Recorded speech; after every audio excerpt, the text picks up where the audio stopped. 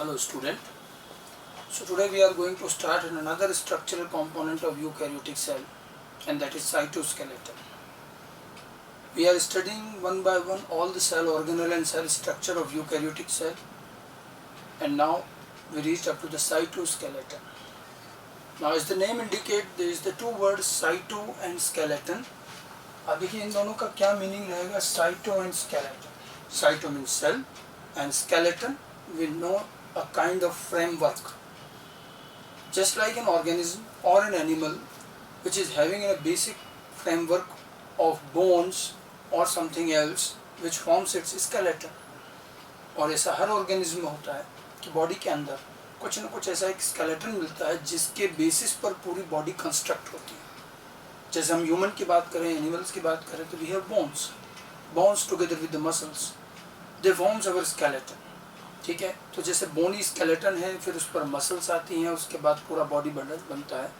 तो एक ऑर्गेनिज्म का प्रॉपर शेप साइज मेंटेन करना, उसका एक इंटरनल सपोर्ट, तो वो सब चीज़ें एक स्केलेटन का काम होता है. तो जैसे एक एनिमल एक ऑर्गेनिज्म के लिए स्केलेटन है, तो इसी तरह से एक सेल के लिए भी एक स्केलेटन होता है.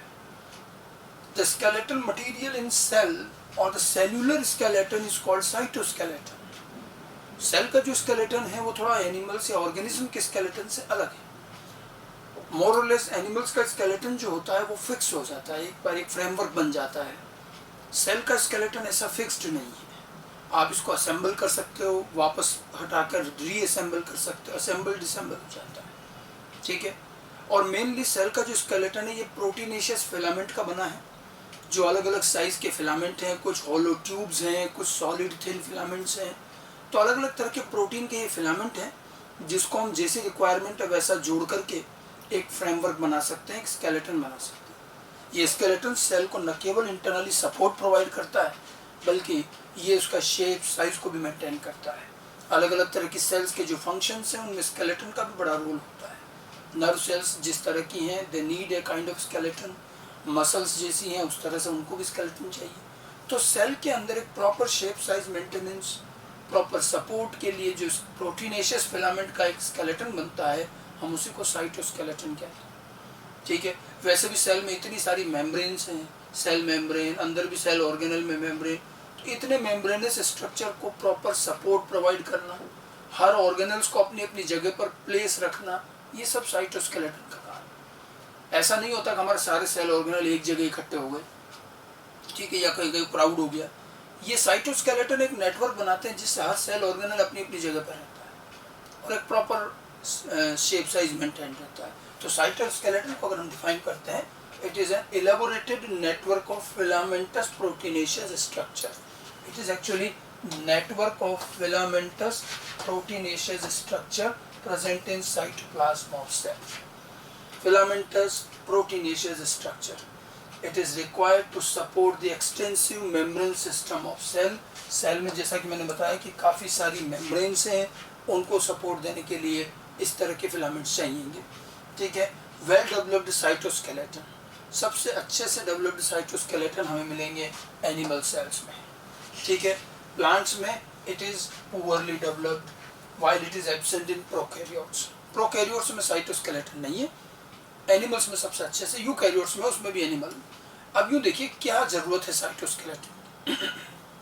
अगर हम बात करें प्रोकैरियोटिक सेल की एंड प्लांट सेल, फंजाई, ये जो हैं, इनमें जनरली साइटोस्केलेटन या तो नहीं होगा या बहुत पुअर होगा. The reason behind that they already have a cell wall like framework. Prokaryotes में सेल वॉल है, तो वो सेल वॉल ही उनका एक शेप साइज मेंटेन रखती है, न सेल कोलैप्स होती है, ना कुछ नहीं.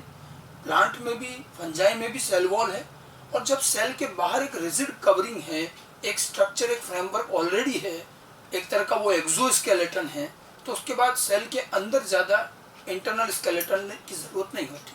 इसलिए हमें प्लांट्स और फंजाई में पुअरली डेवलप्ड मिलेंगे और प्रोकैरियोट्स में एब्सेंट ही हैं.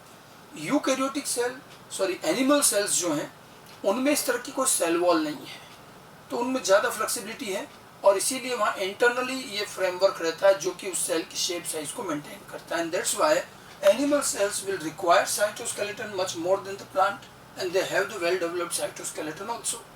ठीक है, cytoskeleton as I told you is temporary. Temporary means आप इसको असेंबल डिसेंबल कर सकते हैं जैसी ज़रूरत है. ये छोटे छोटे पाइप से यूँ समझ लीजिए, इनको हमने फिट किया और एक नेटवर्क बना दिया, एक ढांचा बन जाता है.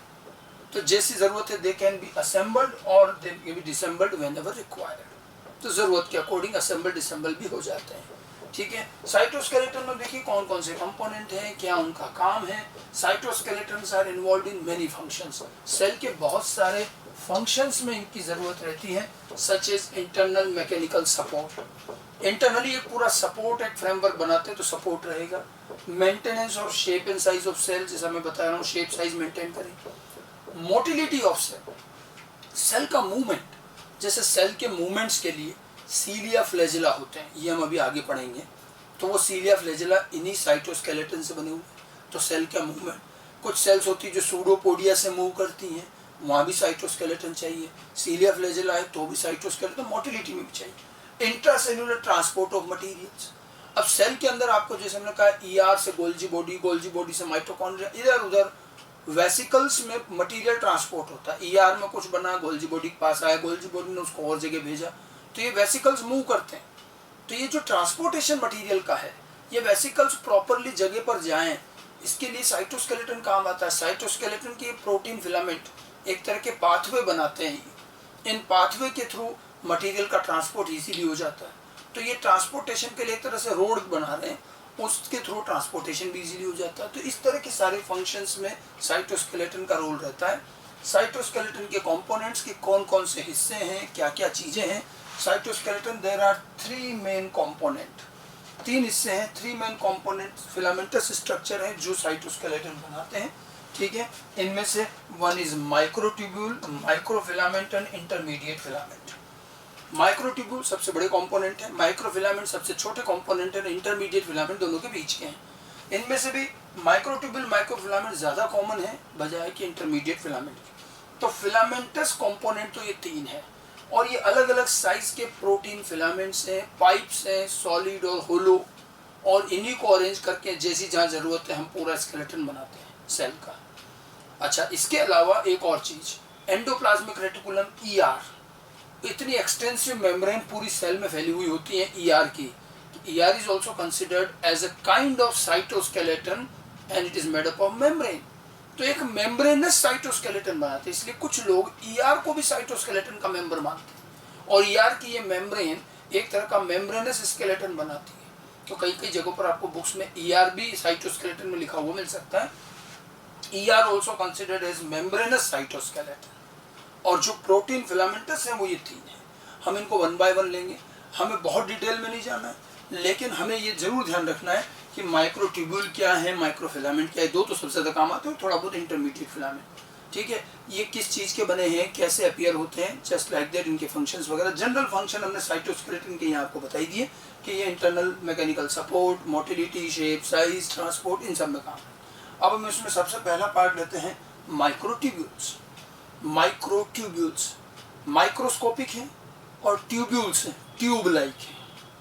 तो ये एक्चुअल में सबसे बड़े कंपोनेंट हैं, बड़े बड़े पाइप लाइक स्ट्रक्चर होते हैं.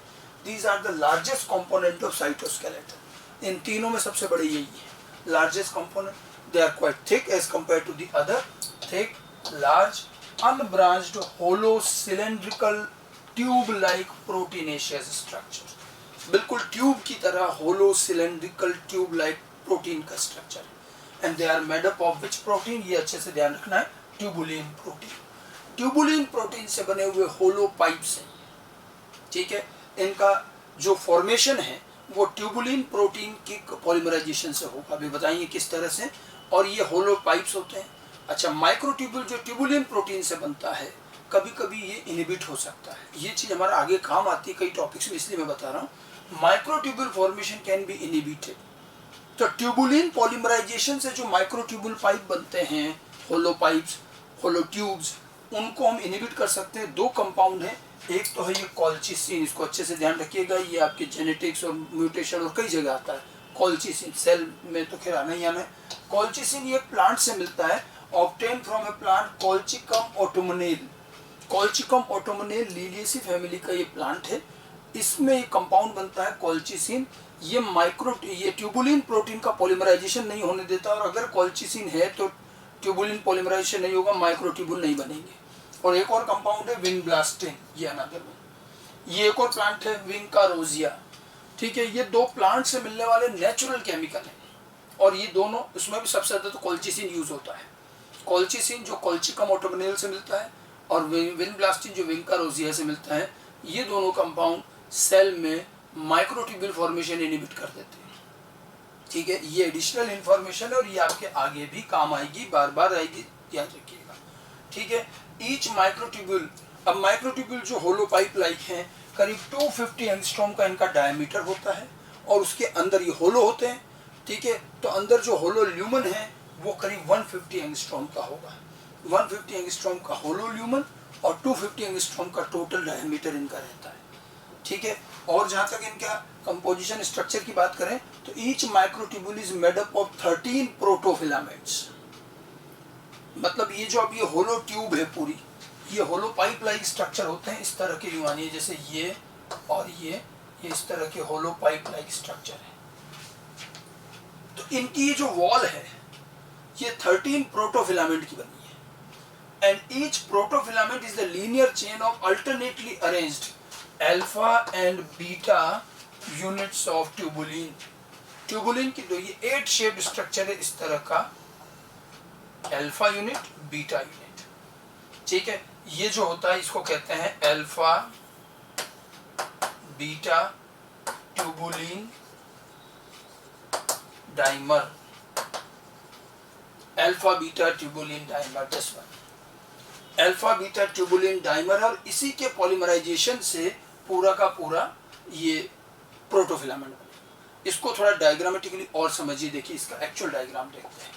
ये देखिए मैंने कोशिश की बनाने की, और ये उसका रियल डायग्राम भी है, ठीक है। देखिए ये पूरा एक होलो स्ट्रक्चर है, बीच में देखिए टोटल डायमीटर 250 एंगस्ट्रॉम, उसमें बीच में होलो ल्यूमन है 150 का, और 50 एंगस्ट्रॉम की वॉल्स हैं, और ये 50 एंगस्ट्रॉम की थिकनेस है प्रोटोफिलामेंट की।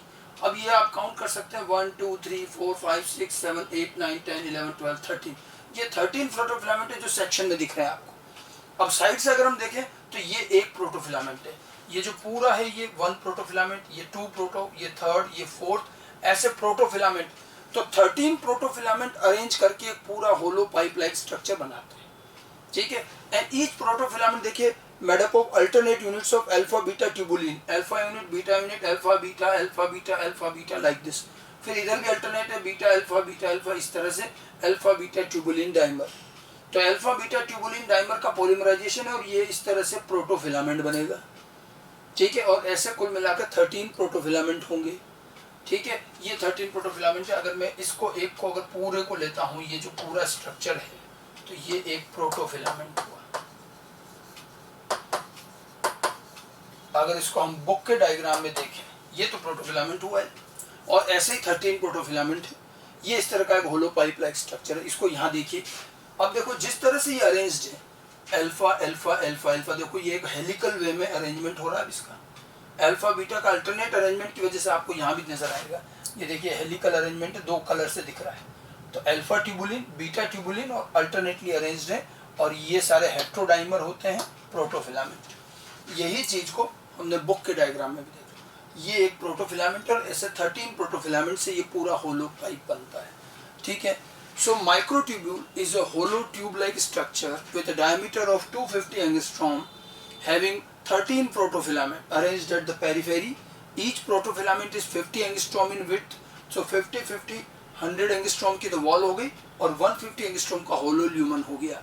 Every protofilament is made up of alternate units of alpha and beta tubulin dimer. ये heterodimer है क्योंकि एक alpha unit एक beta unit है। तो अल्फा बीटा का alternate arrangement.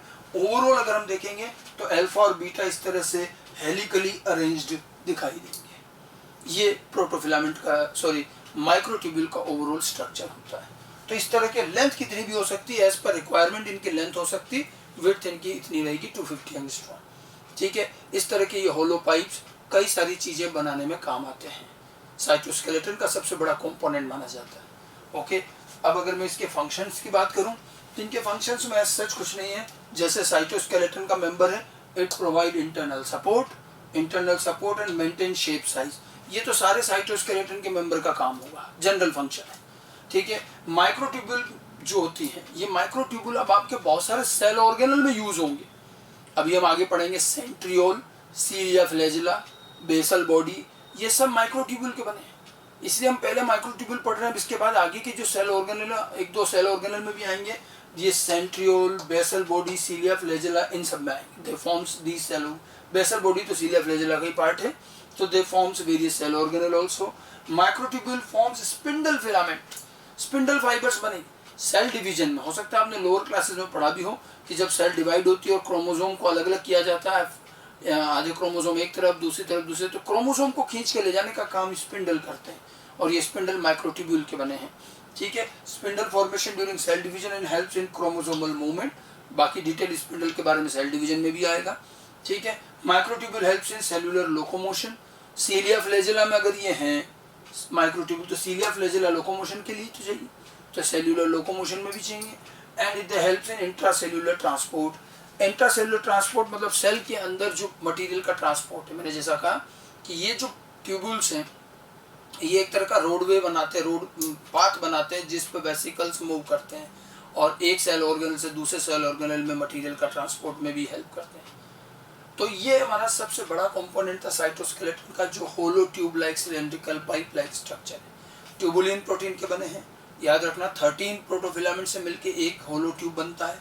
Each protofilament is made up of alpha beta tubulin dimer, ठीक है। ट्यूबुलिन प्रोटीन के ये होलो अनब्रांच्ड स्ट्रक्चर, जो कि सीलिया फ्लैजिला, सेल ऑर्गेनल, ये सेंट्रियोल्स, बेसल बॉडी, इन सब में भी यूज होंगे, स्पिंडल्स में भी यही काम है, ठीक है। तो ये तो पहला कंपोनेंट था।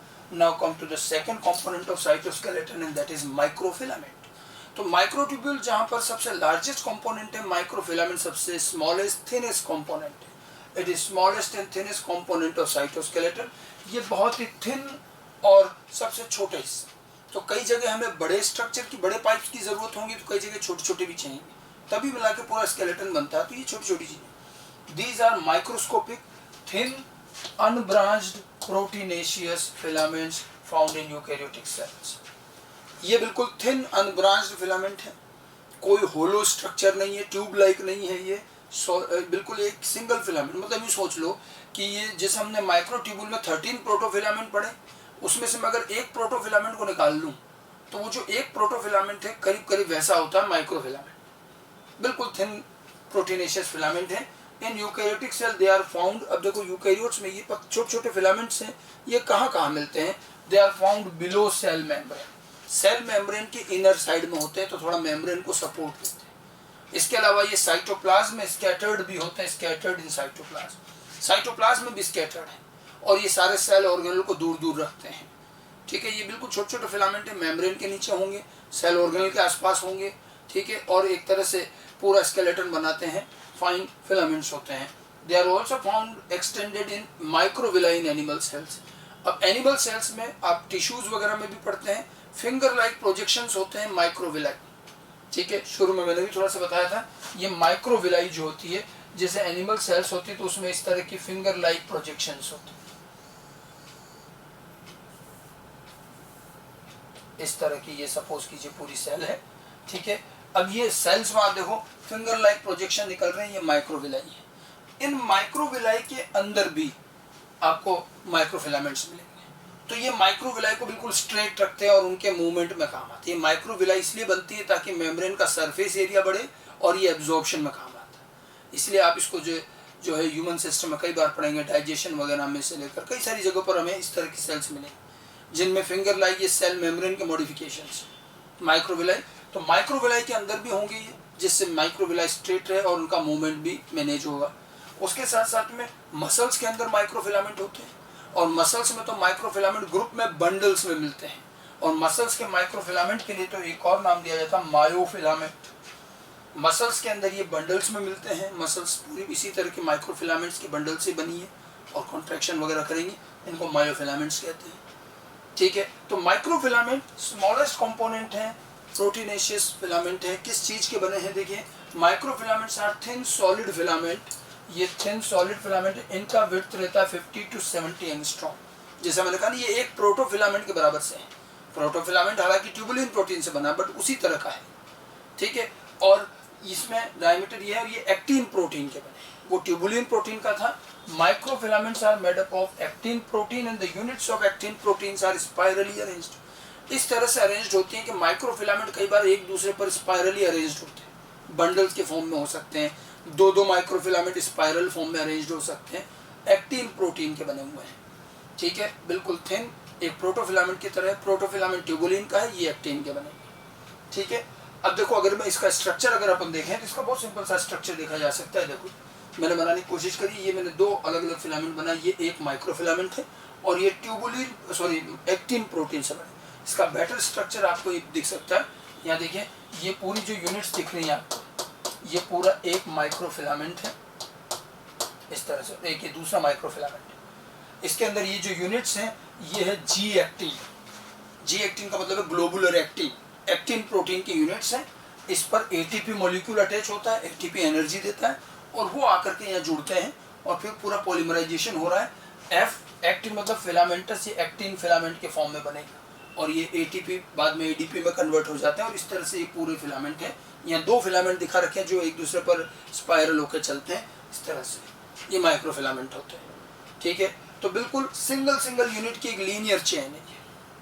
तो ये एक्टिन के यूनिट्स अरेंज हो रही है, एक लीनियर चेन बनती है, दूसरी भी एक और थोड़ा सा स्लाइटली हेलिकली अरेंज होंगे एक के ऊपर। इस तरह के माइक्रोफिलामेंट्स होते हैं, ठीक है, एक्टिन प्रोटीन के बने हुए हैं।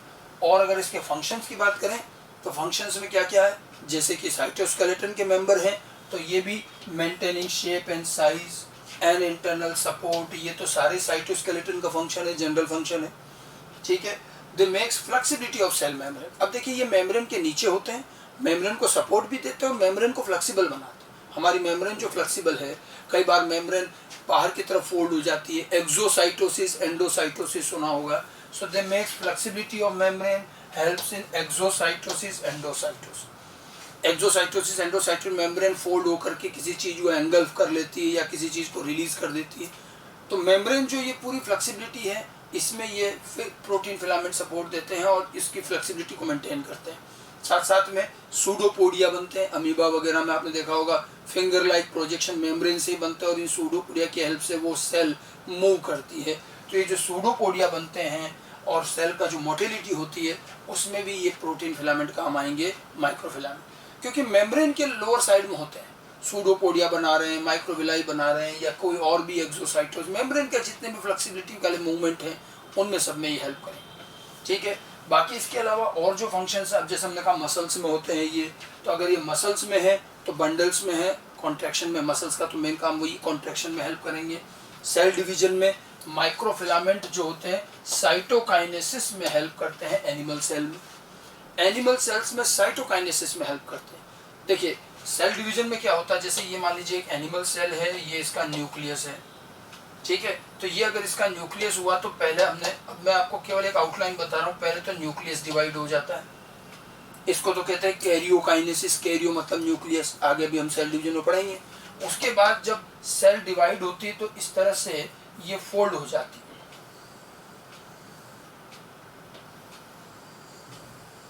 ऐसे। तो ये जो फोल्डिंग हो रही है, ये यहाँ पर ये सारे इन माइक्रोफिलामेंट की वजह से, और ये फोल्ड होती जाती है, अल्टीमेटली ये दोनों सेल इस तरह से अलग अलग हो जाती है, फाइनली ये दो सेल और ये कंप्लीट दो सेल बन जाएंगे। तो ये जो मेम्ब्रेन की फ्लेक्सिबिलिटी हुई और जिस तरह से साइटोप्लाज्म का सेपरेशन होकर के दो सेल बनी, न्यूक्लियस तो पहले सेपरेट हो गया, अब साइटोप्लाज्म के सेपरेशन से जो दो सेल बनी, इसी को हम साइटोकाइनेसिस कहते हैं, और इससे दोनों सेल अलग हो जाएंगी। तो एक तरह से ये भी मेम्ब्रेन की वही फ्लेक्सिबिलिटी वाली फंक्शन है कि सेल मेम्ब्रेन ही अंदर आती जाएगी और एक दूसरे से मिल जाती है। तो इसमें माइक्रोफिलामेंट बड़ी हेल्प करते हैं, पूरा सपोर्ट प्रोवाइड करते हैं, और साइटोकाइनेसिस से सेल डिवीजन में दो सेल को अलग करने में काम आएंगे, ठीक है। बाकी जो they provide strength and helps in movement of microvilli, जैसा मैंने कहा, माइक्रोविलाई को भी स्ट्रेंथ प्रोवाइड करेंगे, सीधा स्ट्रेट रखेंगे और उनके मूवमेंट में भी हेल्प करेंगे ताकि एब्जॉर्प्शन अच्छे से हो, ठीक है।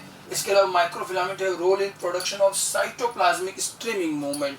ये एक और चीज़ देखिए, साइटोप्लाज्मिक स्ट्रीमिंग मूवमेंट जो में प्लांट सेल में बहुत अच्छे से दिखाई देती है। जैसे प्लांट की जो सेल होती है इस तरह से मान लीजिए, और ये न्यूक्लियस है, तो प्लांट की सेल का साइटोप्लाज्म जो होता है पूरा इस तरह से रोटेट होता रहता है, ये साइटोप्लाज्मिक स्ट्रीमिंग मूवमेंट। न्यूक्लियस के चारों तरफ ये साइटोप्लाज्म मूव करता रहता है, इसको हम स्ट्रीमिंग मूवमेंट कहते हैं, साइक्लोसिस भी कहा जाता है। ये वैसे हम फिजियोलॉजी में आगे पढ़ते हैं, तो प्लांट में और एनिमल्स में भी मिल सकता है, बट प्लांट में बहुत अच्छे से नजर आता है। तो साइटोप्लाज्म का जो ये मूवमेंट होता रहता है, अंदर साइटोप्लाज्म घूमता रहता है न्यूक्लियस के चारों तरफ, ये जो साइटोप्लाज्म का मूवमेंट है इसको साइटोप्लाज्मिक स्ट्रीमिंग कहते हैं। और इस मूवमेंट में भी ये माइक्रोफिलामेंट बहुत हेल्प करते हैं, न केवल मूवमेंट ऑर्गेनाइज करते हैं बल्कि प्रॉपर वे में इस फंक्शन को कंप्लीट करने में भी हेल्प है।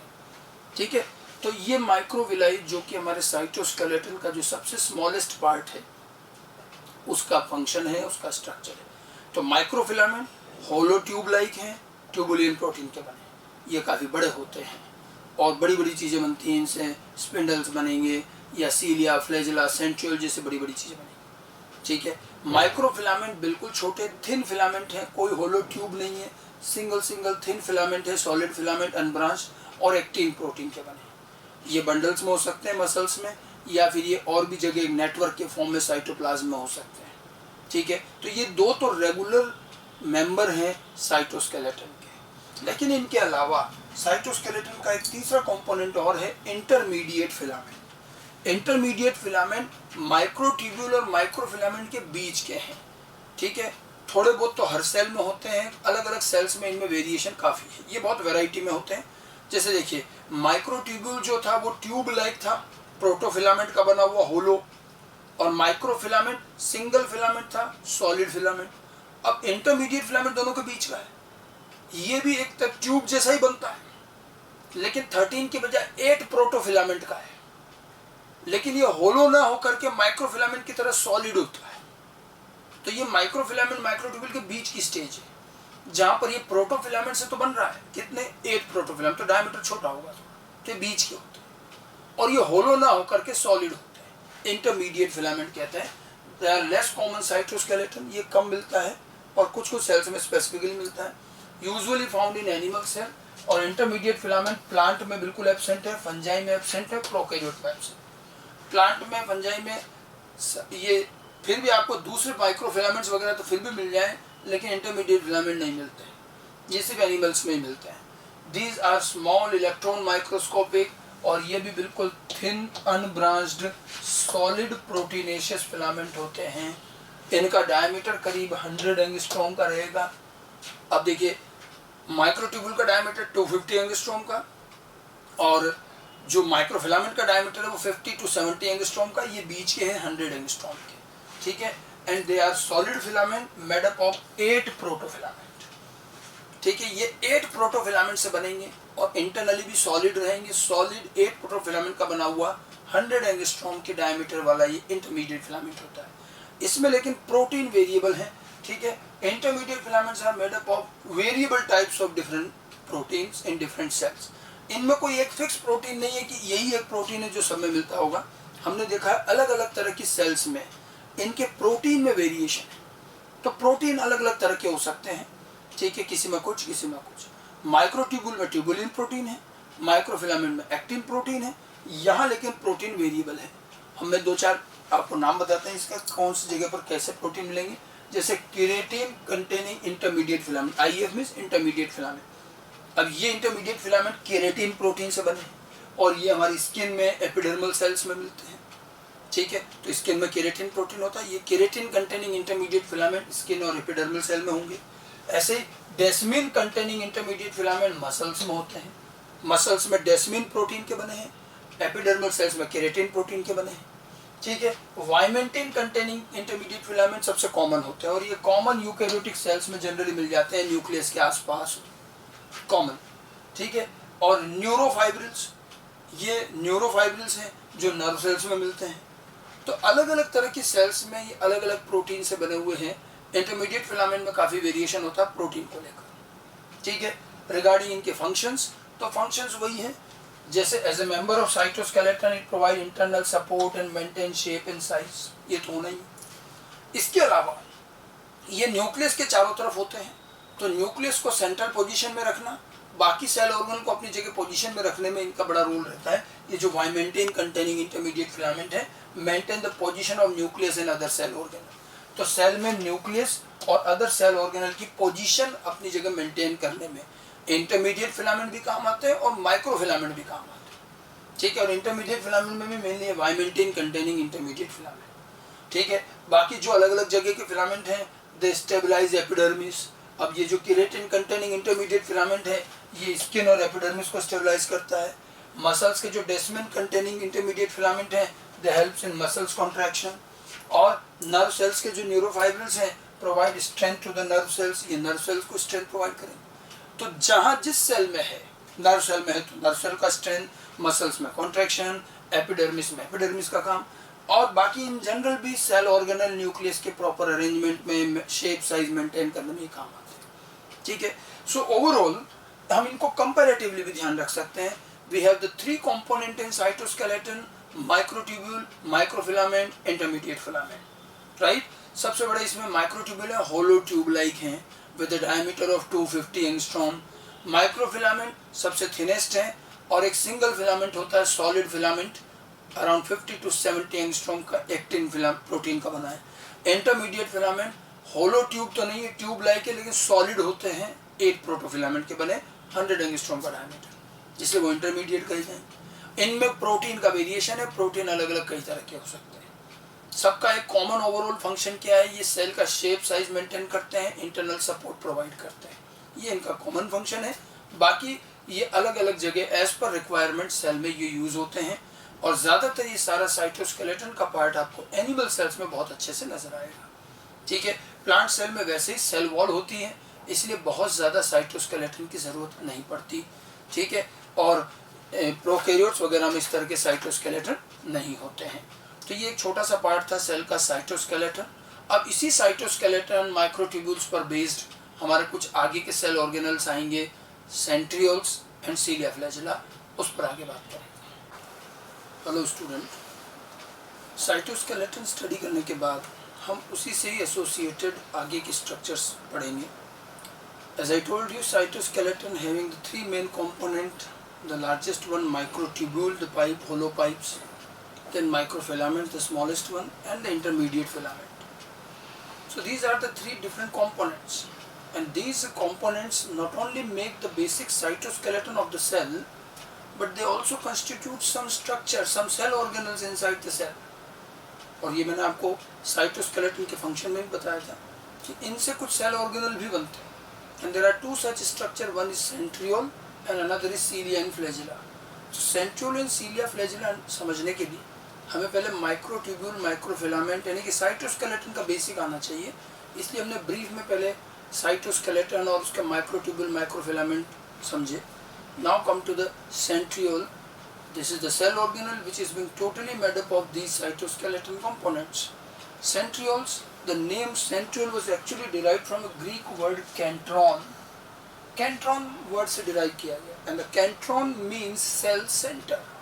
Actually ये cell organelle सेल के almost center में मिलता है, हालांकि not in exact center, वैसे तो न्यूक्लियस भी होता है, न्यूक्लियस के ही बिल्कुल पास में, almost in the center this is formed. So centriole word is derived from Greek word kantron, means cell center. Centriole means cell center ही कहा जाता है, because it is present almost in the center of cell near nucleus. तो nucleus के पास करीब करीब centre में होता है सेंट्रियोल। बहुत छोटा सा सेल ऑर्गेनल है, बट बड़ा इंपॉर्टेंट भी है, ठीक है। इसकी डिस्कवरी की अगर हम बात करें तो वॉन बेंडिन एक साइंटिस्ट थे। It was discovered first by von Beneden, later on Boveri, T Boveri, इन्होंने इसका डिटेल स्ट्रक्चर स्टडी किया, ठीक है। वॉन बेंडिन ने डिस्कवरी की है, T Boveri studied and this give name centriole also, ठीक है। स्ट्रक्चर की स्टडी इन्होंने की। सेंट्रियोल की अगर हम अकरेंस की बात करें तो सेंट्रियोल ऐसा भी नहीं है कि सारी सेल में मिलता हो। अगर हम इसकी अकरेंस की बात करते हैं, मेनली एनिमल सेल में मिलने वाला स्ट्रक्चर है, प्लांट में यूजुअली नहीं होता, प्रोकैरियोट्स में तो खैर होने ही नहीं है सेल ऑर्गेनल, ठीक है। So centriole is found in almost all animal cells, almost all animal cell. Animal cell में अगर एक्सेप्शन की बात करें तो RBC and nerve cells. Animals में आरबीसी और नर्व सेल्स में नहीं होता, ये बहुत ही डिफरेंशिएटेड सेल्स, हमारी ज़रूरत नहीं है। ठीक है। वैसे तो जो सेल डिवाइड नहीं करती उनको ज़रूरत नहीं, क्योंकि इसका रोल सेल डिवीजन में आता है। अब आरबीसी कभी डिवाइड नहीं करती, नर्व सेल कभी डिवाइड नहीं करती, तो उनमें सेंट्रियोल होता भी नहीं। बाकी इसके अलावा मोर और लेस एनिमल सेल्स में हमेशा मिलता है। और अगर बात करें तो लोअर प्लांट्स की जो सेल्स हैं उनमें देखा गया, ठीक है। It is also found in some lower plants, कुछ लोअर प्लांट्स में मिले हैं। जैसे लोअर प्लांट्स में कहाँ, एंथ्रोजॉइड्स ऑफ फर्न। अब ये चीज आपने बायोलॉजिकल क्लासिफिकेशन प्लांट किंगडम में सुना होगा, एंथ्रोजॉइड्स मेल गेमेट को कहते हैं, तो फर्न का मेल गेमेट यानी कि एंथ्रोजॉइड्स में। जूस्पोर्स ऑफ एल्गी, ये भी फ्लैजिलेटेड मोटाइल स्ट्रक्चर होते हैं, जूस्पोर ऑफ एल्गी इसमें मिलेंगे। Motile unicellular algae like Chlamydomonas, Chlamydomonas जैसी मोटाइल्स यूनिसेलुलर एल्गी, या कुछ प्रोटिस्ट, इनमें हमें सेंट्रियोल मिल जाता है बिसाइड एनिमल सेल। तो एनिमल सेल्स में तो मोर और लेस सब में है except RBC and nerve cell like cells. And plants में, लोअर प्लांट्स में जो उनके मेल गैमेट्स हैं, एंथ्रोजॉइड्स, जूस्पोर्स हैं जो एसेक्सुअल स्पोर्स होते हैं, उनमें मिल सकते हैं, ठीक है। या फिर जो है कुछ यूनिसेलुलर मोटाइल एल्गी है क्लेमाइडोमोनास जैसी, उसमें, या कुछ प्रोटिस्ट में, इनमें मिलते हैं, ठीक है। रही बात अगर एब्सेंस की बात करें तो centriole is being absent in all prokaryotic cell in higher plant cells. Prokaryotic cell, higher plants, fungi, इनमें नहीं मिलता, ठीक है, इनमें नहीं होता। बाकी एनिमल्स में नहीं मिलता है, और थोड़ी बहुत लोअर प्लांट्स में। तो इसकी अकरेंस पर क्वेश्चन आता है, तो उसको अच्छे से ध्यान रखें, ठीक है। Then centriole is always present in pair. अब जैसे हम सेंट्रियोल के बारे में थोड़ी और चीज़ें देखें तो हमें हमेशा दिखाई देता है कि न्यूक्लियस के पास ये जो सेंट्रियोल है वो अकेला एक नहीं होता, सेंट्रियोल हमेशा पेयर में होता है। Pair of centriole is present, और पेयर होने की वजह से उनको डिप्लोसोम कहा जाता है, डिप्लो मींस टू, ठीक है। They are always present in pair, 2 in number, and that's why they are also called diplosome, ठीक है। तो ये पेयर में होते हैं और इनको डिप्लोसोम भी कहते हैं। वैसे तो 2 ही होते हैं, बस एक एक्सेप्शन हमें मिलता है, जिएंट बोन मैरो सेल्स। कुछ बड़ी बड़ी जो बोन मैरो सेल्स हैं उनमें बहुत सारे सेंट्रियोल मिल सकते हैं। Exceptionally large number of centrioles have been found in giant bone marrow cell. कुछ बड़ी बड़ी एक्सेप्शनली लार्ज सेल्स में कुछ सेंट्रियोल भी बहुत सारे मिल सकते हैं। यूजुअली ये 2 होते हैं, डिप्लोसोम। तो डिप्लोसोम सेंट्रियोल का ही दूसरा नाम है। Pair of centriole is called diplosome. अच्छा, ये जो पेयर अरेंज होता है ये भी ध्यान रखिएगा कैसे होता है, कहाँ होता है। मैंने कहा कि ये न्यूक्लियस के पास में होता है साइटोप्लाज्म में, ठीक है। सेंट्रियोल एक ऐसा सेल ऑर्गेनेल है जिसमें राइबोसोम की तरह कोई मेम्ब्रेन नहीं है, बिल्कुल ओपन साइटोप्लाज्म होता है, कोई मेम्ब्रेन नहीं होता, नेकेड है, जैसे राइबोसोम था वैसे ही, ठीक है। एक्चुअली ये न्यूक्लियस के पास साइटोप्लाज्म में जिस एरिया में जहाँ ये होता है, सेंट्रियोल के वो जो पूरा रीजन है साइटोप्लाज्म का वो बिल्कुल क्लियर ट्रांसपेरेंट होता है। वैसे तो साइटोप्लाज्म ग्रेनुलर है, बहुत सारे ग्रेन्यूल्स और दूसरे कई चीज़ें हैं, बट जहाँ सेंट्रियोल है वो हिस्सा साइटोप्लाज्म का बिल्कुल neat and clean, clear, transparent होता है, ठीक है। वो बड़ा स्पेसिफिक रीजन अलग ही दिखाई देता है, ठीक है। ये ध्यान रखना, centriole is found in a very specific region of cytoplasm which is clear and transparent. मतलब कोई ग्रेन्यूल्स नहीं, कुछ नहीं, बिल्कुल क्लियर ट्रांसपेरेंट होता है। और साइटोप्लाज्म का वो रीजन जहाँ सेंट्रियोल प्रेजेंट है, इट इज कॉल्ड साइटोसेंट्रम या फिर सेंट्रोस्फेयर या काइनोप्लाज्म। कुछ टर्म्स यहाँ पर अपने को ध्यान रखनी पड़ेगी। Centriole found in pair, pair of centriole is called diplosome. Centriole found in a very specific region of cytoplasm which is clear and transparent without any granule, and this cytoplasmic region is called cytocentrum या फिर centrosphere या काइनोप्लाज्म, उस area को कहते हैं, ठीक है। अब उस क्लियर रीजन में, उस साइटोसेंट्रम के अंदर आपको 2 सेंट्रियोल मिलेंगे, ठीक है। और इन सबको अगर मैं कलेक्टिवली नाम दूं, मतलब दोनों सेंट्रियोल और उसका पूरा रीजन, पूरे एरिया को हम साइटोसेंट्रम कह सकते हैं, सेंट्रोस्फीयर कह सकते हैं, इनको कलेक्टिवली सेंट्रोसोम कहेंगे, ठीक है। डिप्लोसोम दोनों सेंट्रियोल प्लस साइटोसेंट्रम मतलब उसका आसपास का area are collectively known as centrosome, ठीक है। देखिए, diplosome plus cytocentrum is centrosome. ये जो सेंट्रोसोम है, एक तो सेंट्रोसोम और एक सेंट्रियोल, कई बार इनमें कंफ्यूजन क्रिएट किया जाता है, तो ध्यान रखिए। सेंट्रियोल तो सेल ऑर्गेनेल वो यूनिट है, जो 2 होते हैं, डिप्लोसोम, ठीक है। और सेंट्रियोल और उसके आसपास के साइटोप्लाज्म को मिलाकर के कलेक्टिवली बोलेंगे सेंट्रोसोम, ठीक है, तो सेंट्रोसोम के अंदर एडजॉइनिंग एरिया साइटोसेंट्रम भी आ गया, तो डिप्लोसोम प्लस आसपास का एरिया साइटोसेंट्रम कलेक्टिवली कॉल्ड सेंट्रोसोम। ठीक है, सेंट्रोसोम के अंदर एक तरह से सेंट्रियोल है, तो ये थोड़ी सी टर्मिनोलॉजी हमें ध्यान रखनी है। Okay, centrosome. नाउ आगे बढ़ते हैं, कुछ और बातें लेते हैं इसके बारे में, स्ट्रक्चर पर आते हैं। सेंट्रियोल का स्ट्रक्चर क्या, अभी तक मैंने आपको सेंट्रियोल का अकरेंस बताया है, तो ये एनिमल सेल्स में है, प्लांट्स में जनरली नहीं है, प्रोकैरियोट्स, हायर प्लांट, फंजाई में। सेल में हमेशा दो होते हैं, डिप्लोसोम, जिस रीजन में होता है उसको साइटोसेंट्रम कहेंगे, डिप्लोसोम और साइटोसेंट्रम मिलाकर सेंट्रोसोम कहलाएगा। राइट, अब आते हैं स्ट्रक्चर पर। Structure, it is a membraneless naked structure. Centriole is a membraneless naked structure, electron microscopic, hollow cylindrical microtubular structure. Microtubule जो आपको बताए थे साइटोस्केलेटन में, वही माइक्रोट्यूब्यूल है, होलो सिलेंड्रिकल स्ट्रक्चर है, और माइक्रोट्यूबुलर स्ट्रक्चर है with a length of 0.3 to 0.5 micron and width of 0.15 micron. ठीक है, तो ये एक होलो सिलेंड्रिकल स्ट्रक्चर हैं, माइक्रोट्यूब्यूल से बने हुए हैं, without any membrane. Okay, both the centrioles are perpendicular to each other. ठीक है, ये एक्चुअली एक दूसरे से 90 डिग्री पर प्रेजेंट है। मतलब ऐसे कैसे, मैं अगर इसको बनाना चाहूँ तो जैसे ये एक सेंट्रियोल है, तो दूसरा सेंट्रियोल जो है इसका परपेंडिकुलर होगा, ऐसे मान लीजिए, एक यूं है एक यूं है। हालांकि मैंने आपको अलग अलग बनाया, लेकिन ये 3D में जब देखेंगे तो कैसे होगा, एक सेंट्रियोल यूं है तो दूसरा इसके सामने यूं है, प्लस मतलब यूं देखोगे तो एक ये है, दूसरा ये है, थोड़ा दूर दूर होते हैं लेकिन परपेंडिकुलर है। ये मैंने इसको इधर बना दिया, ये वास्तव में यहाँ है। ठीक है, तो दोनों एक दूसरे के परपेंडिकुलर होते हैं, परपेंडिकुलर होंगे।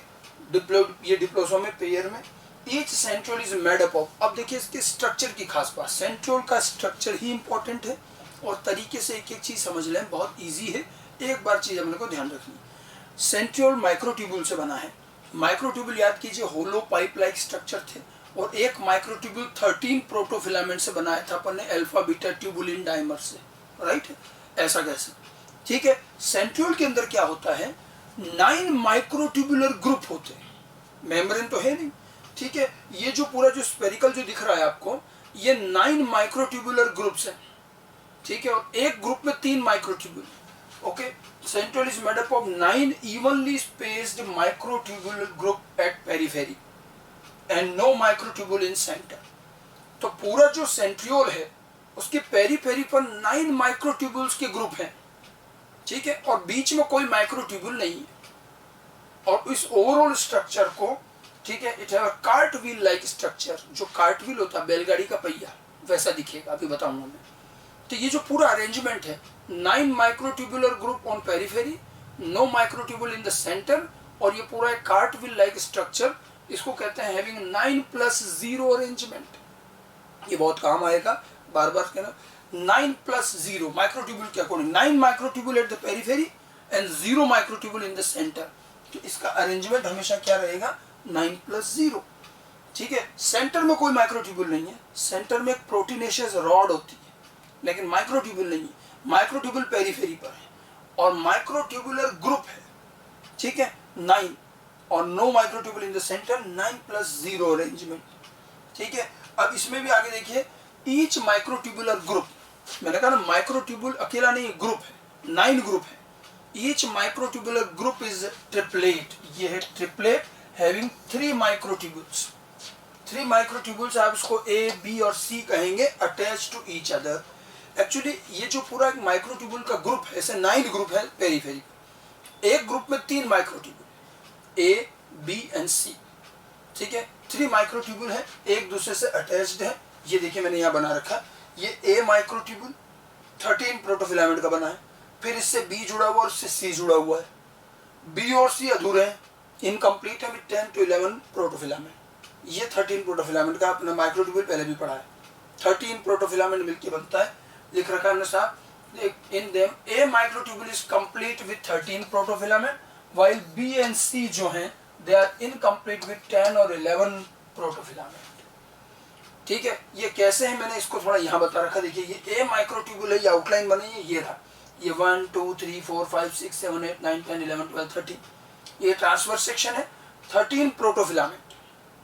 इसलिए माइक्रोट्यूबुल मैंने आपको पहले इसीलिए बताया कि माइक्रोट्यूबुल जो हमने साइटोस्केलेटन में पढ़ा था वही है, ये 13 प्रोटोफिलामेंट। अब इसमें 3 प्रोटोफिलामेंट कॉमन होते हैं, ये 10 है, देखो 1 2 3 4 5 6 7 8 9 10, ये बी में 10 ही है और 3 इसके कॉमन है, तो देखने में आपको बी के भी 13 दिखेंगे, ए में भी 13, 3 कॉमन है, कभी 3 कॉमन होते हैं कभी 2 हो सकते हैं, इसलिए 10 और 11 माइक्रोट्यूबुल। और इसी तरह से 3 यहाँ के कॉमन और ये सी में भी 10 है, तो ए बी सी इस तरह से 3 माइक्रोट्यूबुल पाइप्स हैं ये, जो एक के बाद एक जुड़े हुए हैं, ये पूरा एक माइक्रोट्यूबुल ट्रिपलेट कहा जाता है। ठीक है, ये माइक्रोट्यूबुल ट्रिपलेट है, जो ऐसे 9 ट्रिपलेट आपको पेरीफेरी पर अरेंज्ड मिलेंगे। तो टोटल माइक्रोट्यूबुल कितना होगा ये पूछा जाता है सेंट्रियोल में, हाउ मेनी टोटल माइक्रोट्यूबुल। तो total microtubule in centriole is 27, 9 into 3, एक में 3 हो गए ना, तो 27 है। And microtubule triplet is not straight, देखो मैंने बनाया भी कैसे, ये स्ट्रेट नहीं है, ये थोड़ा टिल्टेड है, tilted at 40 degree angle, 40 degree angle पर ये टिल्टेड है। देखो ये यूं जा रहा है, बिल्कुल सीधा नहीं है कि अपन ने ऐसे बना दिया हो कि ये यूं और ये यूं, ऐसे नहीं, इसकी वजह ये टिल्टेड होता है 40 डिग्री एंगल पर, इस तरह का नहीं होगा। ओके, तो ये एक माइक्रोट्यूबुल ट्रिपलेट हो गया, microtubule triplet, and such 9 triplets form centriole.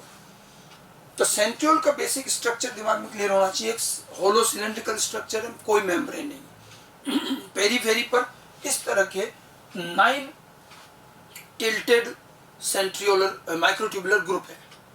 ठीक है, अब बीच में क्या होता है, पेरीफेरी पर तो 9 आ गए, बीच में एक प्रोटीन की रॉड होती है जिसको बोलते हैं सेंट्रल हब, सेंट्रल हब कहते हैं। अब इसमें स्ट्रक्चर वाइज अगर देखें, इन the centre of centriole a proteinaceous axis is present which is called central hub. ठीक है, और ये सेंट्रल हब जो सेंटर का जो प्रोटीन रोड है, आसपास 9 प्रोटोफिलामेंट 9 माइक्रोट्यूबुल्स हैं, ये आपस में जुड़े रहते हैं, रेडियल स्पोक, जैसे व्हील देखा हो आपने कभी, तो व्हील में स्पोक्स होते हैं, सेंटर से पेरीफेरी पर इस तरह के स्पोक निकले रहते हैं, तो वो सेंट्रल स्पोक होते हैं। A microtubule of 9 microtubule triplet is connected with central hub by radial spoke और रेडियल फिलामेंट। अब मैं इसको जरा डायग्राम में समझता हूँ। देखिए ये डायग्राम है, एक्चुअल में सेंट्रियोल ऐसा है, आपको एनसीईआरटी में भी इस तरह का एक आउटलाइन डायग्राम दिया होगा। अब जरा ध्यान से देखिएगा, ये है एक माइक्रोट्यूबुल ट्रिपलेट पूरा, ये जो है ना पूरा ये वाला यहाँ से यहाँ तक, ये 1 2 3 4 5 6 7 8 9, ये 9 माइक्रोट्यूबुल है। देखो अरेंज कैसे हैं, ये थोड़े से टिल्टेड हैं ऐसे, ये 9 माइक्रोट्यूबुलर ट्रिपलेट्स हैं। ठीक है, और ये देखो ए बी सी 3 सब ट्यूबुल है, मतलब माइक्रोट्यूबुलर ट्रिपलेट है, ये रहा एक, ऐसे ये टोटल मिलाकर 9 है। अब ये सेंटर में ये एक रॉड है, ये सेंट्रल रोड है जिसको हमने कहा ये सेंट्रल हब, सेंट्रल रोड। अब देखो पूरा स्ट्रक्चर कार्टविल लाइक स्ट्रक्चर दिख रहा है। इस एक ट्रिपलेट को यहाँ भी अलग से बना रखा जो मैंने पहले बनाया था, ए बी और सी, ये 13 प्रोटोफिलामेंट है, इसके बाद इनमें 10 होता है, ये वही ट्रिपलेट है जो अपने पहले बनाया। अब ये देखो इस सेंट्रल हब से, ये देखो ए सब माइक्रोट्यूबुलर में जो ए है ये जुड़ा हुआ है, देखो सेंट्रल हब से सबसे जुड़ा हुआ है, ये जो है ये है आपका 9 स्पोक रेडियल स्पोक। तो ये रेडियल स्पोक्स हैं जिनसे कि ये ट्रिपलेट जो है जुड़ा है, और ट्रिपलेट अपने कौन से माइक्रोट्यूबुल से जुड़ा है, ए वाले से, ए वाले से कनेक्टेड है ये। ठीक है, ये रेडियल स्पोक हो जाता है। अब आप देखिए ये माइक्रोट्यूबुल भी आपस में कनेक्टेड है, कैसे, देखिए ये देखो ये एक आ रहा है ये कनेक्शन, ये ए बी सी, फिर ये ए बी सी, तो क्या हो रहा है, ए माइक्रोट्यूबुल अगले के सी से कनेक्टेड है, इधर इसका सी इसके ए से कनेक्टेड है, देखो ये सब आपस में भी कनेक्टेड है इस तरह से, तो जिगजैग पैटर्न बनता है, ये कहलाता है एसी लिंकर या C A connectivity acid. Okay, now what actually the structure is there, देखिए कोई मेम्ब्रेन नहीं है। सेंट्रियोल का अगर हम ट्रांसवर्स सेक्शन कट करते हैं, हमें 9 माइक्रोट्यूबुल ग्रुप मिलते हैं पेरीफेरी पर, each microtubule group is triplet, in the center there is a proteinaceous axis, central hub. Okay, now every microtubular triplet group is connected to central hub by radial spokes. जैसे wheel में होते हैं, tyre में होते हैं, उसी तरह से ये रेडियल स्पोक्स से 9 स्पोक्स से ये 9 ग्रुप सेंट्रल हब से कनेक्टेड है। सारे माइक्रोट्यूबुलर ट्रिपलेट आपस में भी कनेक्टेड है। और आपस में कैसे कनेक्टेड है? एक माइक्रोट्यूबुल का एक ग्रुप का ए दूसरे के सी से कनेक्टेड है, इसलिए इसको AC लिंकर कहते हैं, AC या CA लिंकर कैसे, कि ये आपस में इस तरह से भी कनेक्टेड है और ये सेंटर से भी कनेक्टेड है। समझ में आ गई बात? अब देखिए रेडियल स्पोक पर आप देखो एक डेंस बॉडी दिखा रखी है। ये जो डेंस बॉडी दिख रही है आपको रेडियल स्पोक पर, इसको चाहती इस तरह से देख लो, ये वाले जो रेडियल स्पोक्स हैं, जितने भी ये 9 रेडियल स्पोक्स हैं, इन 9 रेडियल स्पोक्स पर इस तरह की एक डेंस स्ट्रक्चर दिखाई दे रहा है, लाइक दिस। ये देखिए, ये जो है ये कहलाता है एक्स बॉडी। ये नाम हमने लिख रखा है, इसको कहते हैं एक्स बॉडी। ये एक्स बॉडी है डेंस स्ट्रक्चर। और दो एक्स बॉडी के बीच में ये जो एक और स्ट्रक्चर दिख रहा है, this one, this is Y body. ये सब आपस में कनेक्टेड होती है, एक्स बॉडी वाई बॉडी। ये देखिए दो एक्स बॉडी के बीच में, ये रेडियल स्पोक के बीच में ये 9 जो है ये वाई बॉडी, ये एक्स और वाई लिख रखा है, ठीक है। ये एक्स बॉडी है, रेडियल स्पोक पर होती है एक्स बॉडी। ये सब प्रोटीनेशियस स्ट्रक्चर है। ये स्ट्रक्चर को बैलेंस और स्टेबल करने के लिए बीच में ये कनेक्शन है।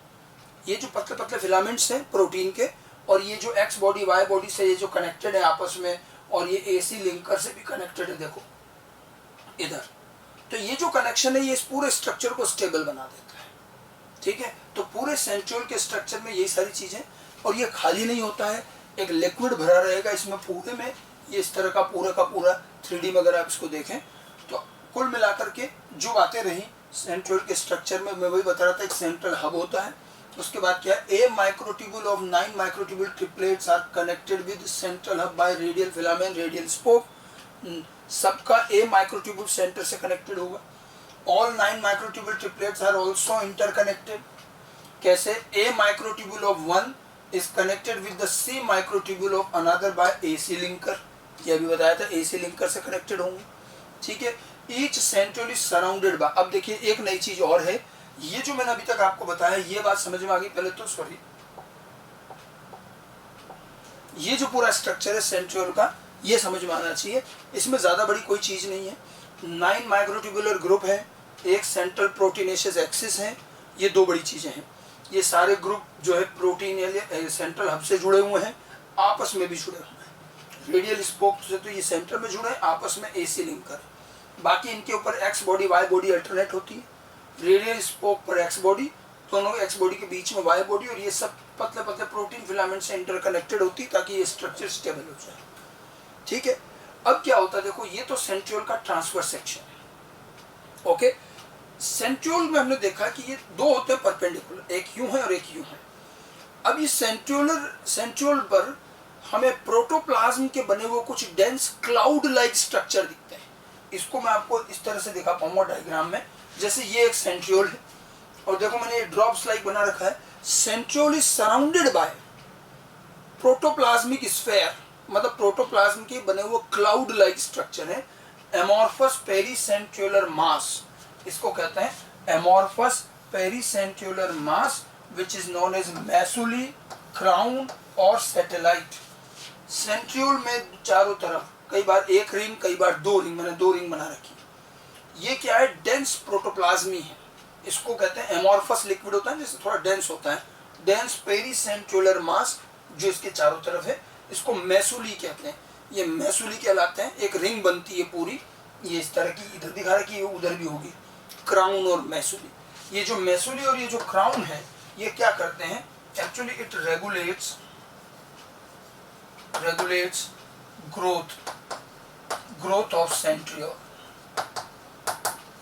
growth of centriole during cell division, growth and development of centriole during cell division।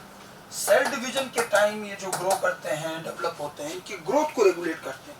Centriole के चारों तरफ प्रोटोप्लाज्म के बने हुए अमॉर्फस प्रोटोप्लाज्म के बने हुए डेंस क्लाउड लाइक स्ट्रक्चर हैं, इस तरह से ग्रुप में होते हैं और करीब करीब ये 9 होते हैं। वो जो हर माइक्रोट्यूब्यूल है उसके चारों तरफ है। मैं अगर यहीं से इसका एक ट्रांसवर्स सेक्शन कट करूंगा तो डायग्राम ऐसा ही दिखेगा अपने को, ठीक है। और वो जो एमॉर्फस लिक्विड जिसकी मैं बात कर रहा हूँ, वो एमॉर्फस लिक्विड यूँ समझ लीजिए ये है, तो ये यहाँ पर इस तरह से ये क्लाउड लाइक स्ट्रक्चर बना सकते हैं अपन हर माइक्रोट्यूब्यूल्स के बाहर की तरफ ऐसे। ये मैसोली कह सकते हो आप इसको, लाइक दिस। ये चारों तरफ ये जो होते हैं ये क्राउन है, ये मैसोली है। ये ट्रांसवर्स सेक्शन में इस तरह से क्लाउड लाइक स्ट्रक्चर दिखेंगे चारों तरफ, एमॉर्फस प्रोटोप्लाज्मिक स्फीयर। और ये जो होते हैं ये सेंट्रियोल की ग्रोथ और डेवलपमेंट को रेगुलेट करते हैं, ठीक है। इस तरह से ये चारों तरफ होंगे। ट्रांसवर्स सेक्शन में देखोगे तो ट्रांसवर्स सेक्शन में ये इस तरह से दिखेंगे, ठीक है। तो अपने को पूरा स्ट्रक्चर ध्यान रखना है। सेंट्रियोल में मेन चीज़ है उसका स्ट्रक्चर, और बाकी जो इसकी टर्मिनोलॉजी है स्ट्रक्चर के साथ साथ वो ध्यान रखना। नाउ इसके बाद में छोटी छोटी चीज़ें कंपोजिशन पे देख लें तो सेंट्रियोल पूरा प्रोटीन बेस्ड स्ट्रक्चर है। 70 to 80% तो उसमें प्रोटीन ही होता है। और सबसे मेन कौन सा होगा? Tubulin protein. कारण क्योंकि पूरे माइक्रोट्यूबुल ही तो हैं, और माइक्रोट्यूबुल में क्या है? Alpha beta tubulin dimer. तो ट्यूबुलिन प्रोटीन के माइक्रोट्यूबुल, और पूरा ये माइक्रोट्यूबुल से बना कि ट्यूबुलिन प्रोटीन से बना। थोड़ा बहुत इसमें एटीपेज एंजाइम भी होता है। एटीपेज एंजाइम क्या है? एटीपी यूज करता है और एनर्जी रिलीज करता है। तो जो भी यहाँ फंक्शन होंगे उसकी एनर्जी के लिए एटीपेज भी होता है। मेन ट्यूबुलिन प्रोटीन से बना है। थोड़ा बहुत लिपिड है 50 to 20%, कार्बोहाइड्रेट बहुत कम लेस देन 1%। बट एक सबसे बड़ी खास बात जिसकी वजह से मैं ये कंपोजिशन बता रहा हूँ, नहीं तो कोई ज़रूरत नहीं है, केवल यही पूछा जाता है कि मेन प्रोटीन कौन सा है? ट्यूबुलिन। बट एक जो सबसे बड़ी खास बात है कि सेंट्रियोल में बहुत ट्रेस अमाउंट में थोड़ा बहुत न्यूक्लियोटाइड मिले, 0.4 to 0.6%। Nucleotide are the monomer unit of nucleic acid. Nucleic acid मतलब डीएनए, आरएनए। रैंडल और डिस्प्रे दो साइंटिस्ट थे, ये रैंडल एंड डिस्प्रे। इन दोनों को कई बार इन्होंने रिपीटेटिवली चेक कर लिया, इनको न्यूक्लियोटाइड मिले हैं। तब इन्होंने सजेस्ट किया कि प्रोबेबली सेंट्रियोल के अंदर भी डीएनए होता है। Centriole, both of them suggested the presence of DNA and RNA in centriole. Randall और डिस्प्रे की ये डिस्कवरी अपने आप में बड़ी सरप्राइजिंग थी। वैसे हम कहते हैं कि न्यूक्लियस के अलावा माइटोकॉन्ड्रिया और प्लास्टिड ये दो हैं जिनमें डीएनए है और ये सेमी ऑटोनोमस है। बट इन्होंने क्लेम किया कि सेंट्रियोल के अंदर भी बहुत छोटा सा ही कुछ ना कुछ तो है, क्योंकि हमें न्यूक्लियोटाइड मिले हैं। न्यूक्लियोटाइड वहीं मिलते हैं जहाँ डीएनए आरएनए होता है। तो ऐसा माना जाता है कि सेंट्रियोल के अंदर भी कहीं कोई डीएनए आरएनए का ट्रेस है। अभी हालांकि ये बहुत कंफर्म नहीं है, इसको लेकर के डिस्प्यूट्स रहते हैं। कुछ लोग मानते हैं, कुछ लोग नहीं मानते। बट न्यूक्लियोटाइड मिले हैं, इसलिए इनकी प्रेजेंस इंडिकेट की जाती है। हालांकि साइटोप्लाज्म में जब पूछा जाता है कि साइटोप्लाज्म में डीएनए कौन कौन से सेल ऑर्गेनल में है, तो हम प्लास्टिड और माइटोकॉन्ड्रिया ही बोलते हैं। अभी इसको एकदम से कंसिडर नहीं करते, लेकिन इसमें न्यूक्लियोटाइड मिले हैं। कुछ लोगों का मानना है कि इसमें भी छोटा सा डीएनए होना चाहिए। अभी इसके बारे में लेकिन बहुत ऑथेंटिसिटी नहीं है, पर अपन ध्यान रखें, ठीक है। कंपोजिशन में मेन बात यही है कि न्यूक्लियोटाइड भी मिलते हैं, बाकी ट्यूबुलिन प्रोटीन से ही बना है। उसके बाद हम आते हैं फंक्शंस पर।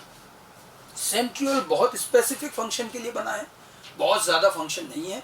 सेंट्रियोल का मेन काम जो है, इसका जो फंक्शन है वो सेल डिवीजन के टाइम काम आता है। सेल डिवीजन के टाइम ये MTOC की तरह काम करता है, माइक्रोट्यूबुलर ऑर्गेनाइजिंग सेंटर, MTOC।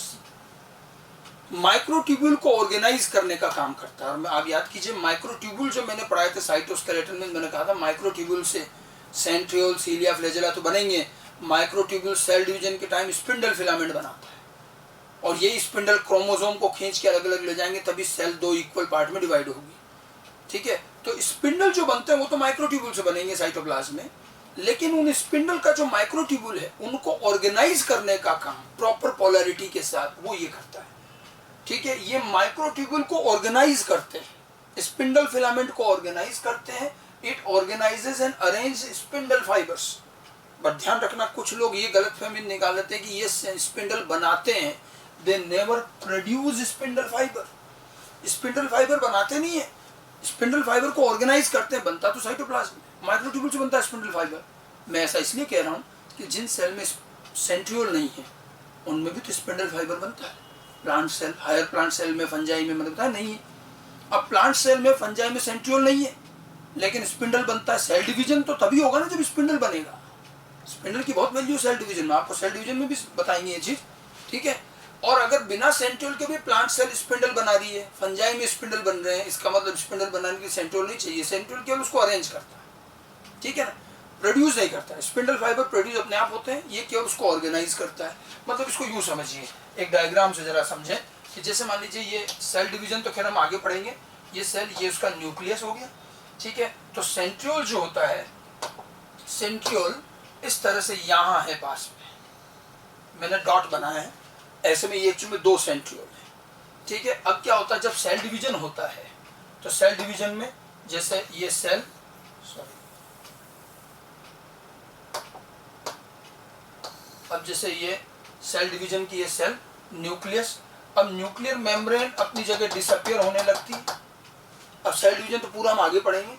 अब ये जो सेंट्रियोल है, ये सेंट्रियोल 2 में डिवाइड हो जाता है ऐसे, ये है हमारा सेंट्रियोल। मैं थोड़ा सा आउटलाइन बता रहा हूँ सेल डिवीजन में इसका क्या है। अब ये 2 में डिवाइड हो गया, एक इधर जाएगा और एक इधर, अपोजिट पोल की तरफ चलते हैं, थोड़ा बहुत लोअर क्लास में आपने पढ़ाई होगा। इधर न्यूक्लियर मेम्ब्रेन डिसअपियर हो रही है, क्रोमोसोम बनेंगे, सब कुछ है। अल्टीमेटली आपको प्रोफेज मेटाफेज में जाते जाते यहाँ जो है, अब आपको सेल ऐसे दिखेगी और यहाँ हो सकता है आपको इस तरह से क्रोमोसोम नजर आए ऐसे। अब अपन तो सेंट्रियोल पर फोकस करें, तो सेंट्रियोल यहाँ पहुंच गया, ठीक है।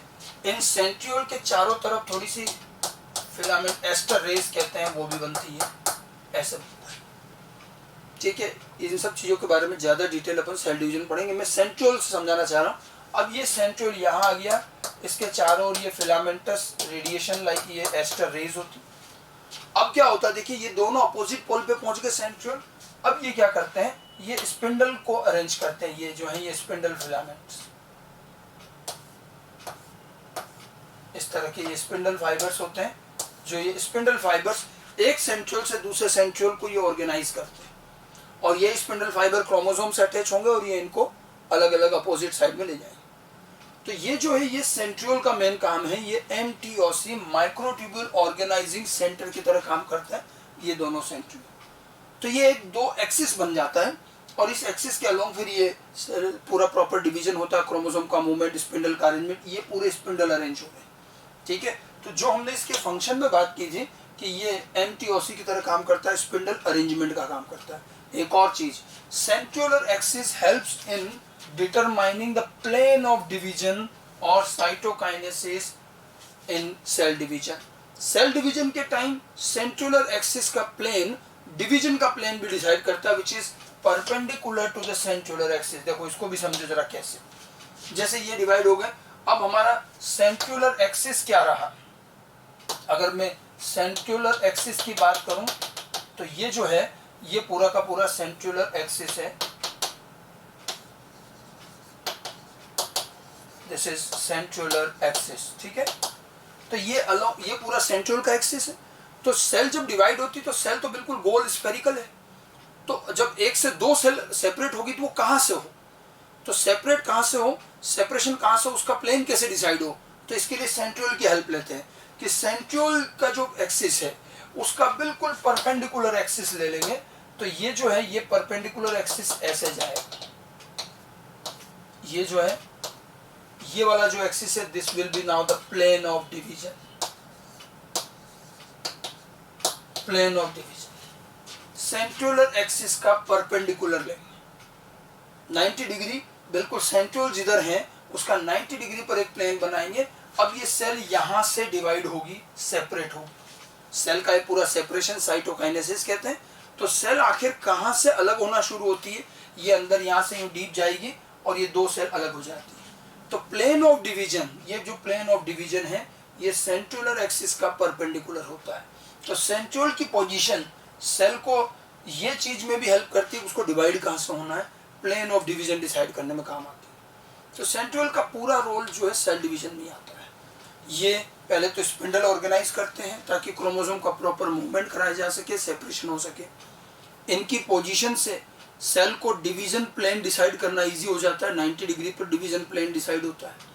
बाकी इसके अलावा सेंट्रियोल जो होता है वो बेसल बॉडी और बनाता है, बेसल बॉडी, और इसी बेसल बॉडी से आगे चलकर फिर सीलिया और फ्लैजेला अराइज होते हैं।